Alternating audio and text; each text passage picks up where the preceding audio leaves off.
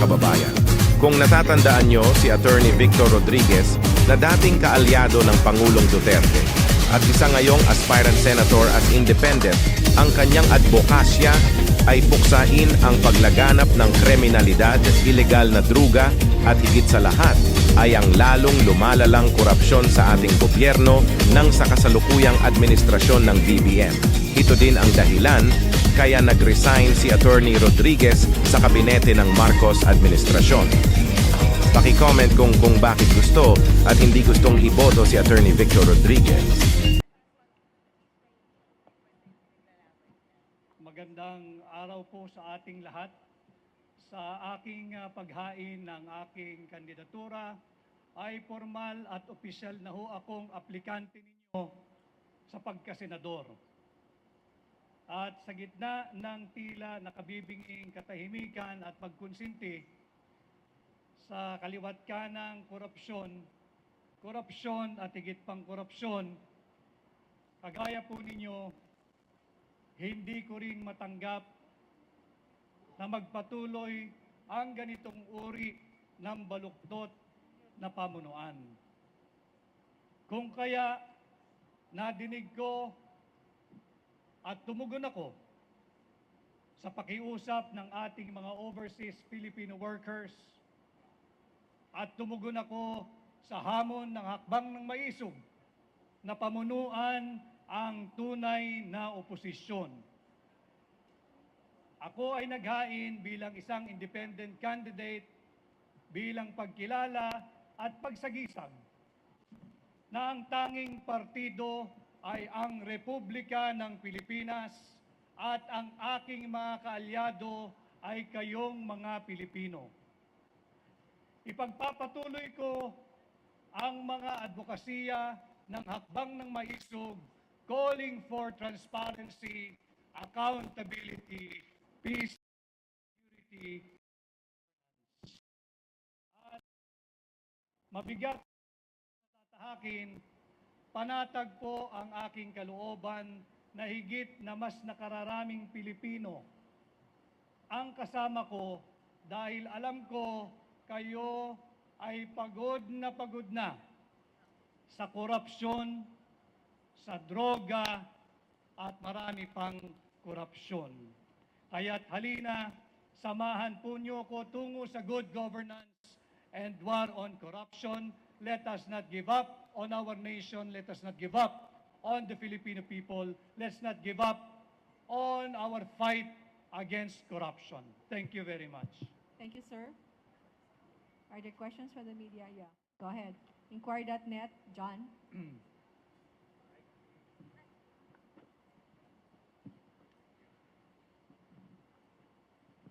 Sir, good afternoon. Good afternoon. Sir, earlier I picked up you said that you represent the real opposition The real ang tunay na oposisyon. as opposed to whom po, sir? Dahil wala na oposisyon.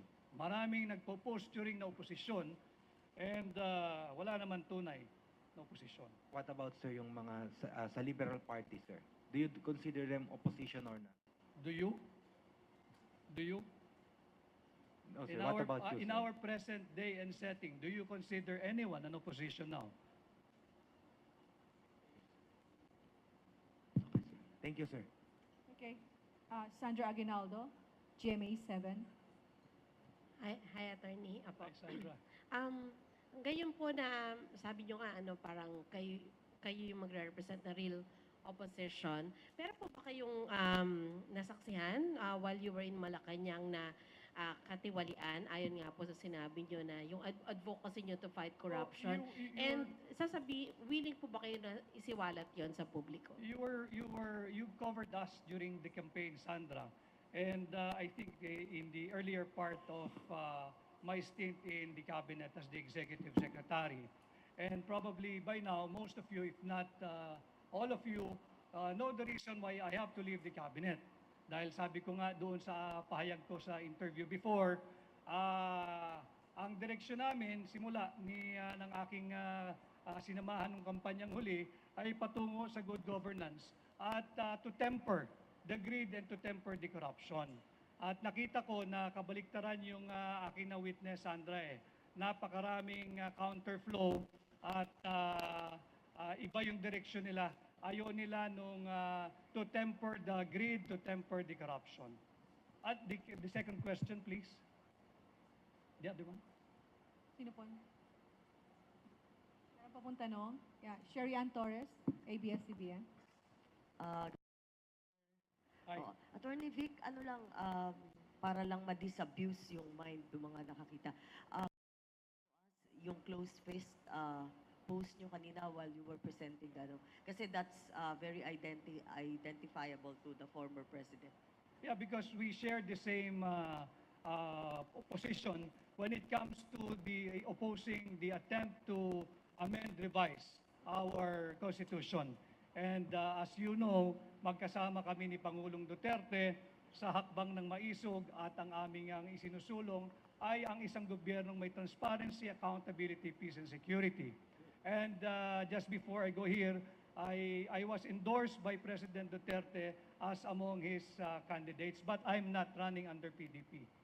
Okay. So it's a personal endorsement of the former president. Well, I guess so, yeah. It's a personal endorsement of President Duterte, and I do not know what lies ahead. Probably I'm open to being adopted by any political party. Sir, just one last. If and when it happens, you will be elected as a senator.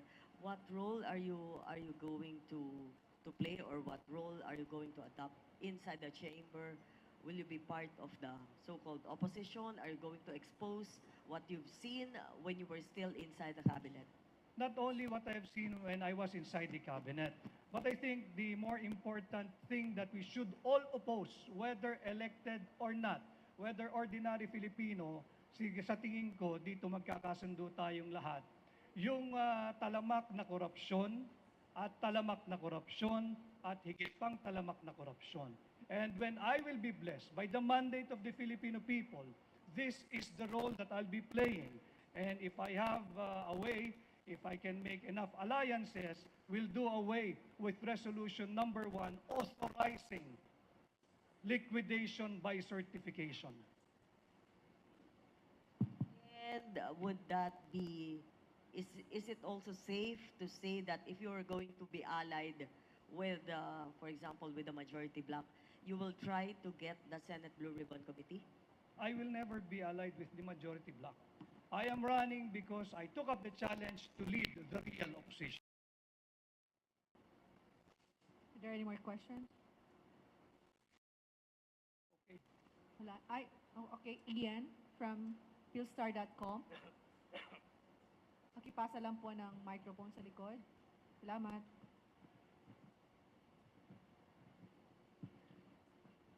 Attorney, to clarify lang, how would you define what you're saying na real opposition na magiging kayo, if ever? Para lang po malinaw. Malinaw naman sa mga kababayan natin, iyan, ano? Malinaw sa kababayan natin na walang nagsasalita sa gitna ng kaliwat kanan, talamak na korupsyon, laganap na droga at kriminalidad. And I think all elective positions, lahat ng mga elective posts at yung mga nahalal in the current Congress, whether Senate or House of Representatives, duty bound sila na pangalagaan ang interes ng Pilipino, hindi ng iisang partido, hindi ng kung sinong politiko, at higit sa lahat, hindi ang interes ng mga oligarko.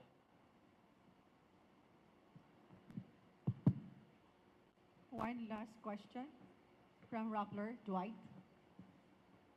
Sir, you say you're fighting corruption. What can you say lang to people who might get the impression that it might be contradictory kasi you're now allied with a former president whose administration was also plagued with allegations of corruption? And to follow na rin, anong masasabi nyo sa ongoing congressional investigation patungkol sa mga supposed anomalies na nangyari sa nakaraang administrasyon? Yung korupsyon, hindi yan inimbento ng kasalukuyang administration. Hindi rin yan inimbento ng administration ni Pangulong Duterte and the administrations before him. But ibang usapan na lalo mo pang palalain ang korupsyon sa iyong termino. As to your next question, what is my what is your view of the current congressional investigation that deals with the supposed anomalies that took place under the presidency of of Rodrigo Duterte? Let the axe fall where it may. And I think even President Duterte is very, very emphatic about it. If you have something against him, file it in the case within the jurisdiction of the Philippines. Ma'am, last question. Sir, last question lang. Ano po yung current relationship nyo with President Bongbong Marcos? When was the last time you talked? Does he know that you're running? No. Hindi na kami nakakapag-usap ni Pangulong Marcos. Ang huling usapan namin, I think, September of 2022. At hindi ko kinakailangan magpaalam kahit kaninong politiko sa aking desisyon na katawanin ang tunay na oposisyon at ang interes ng mamamayang Pilipino.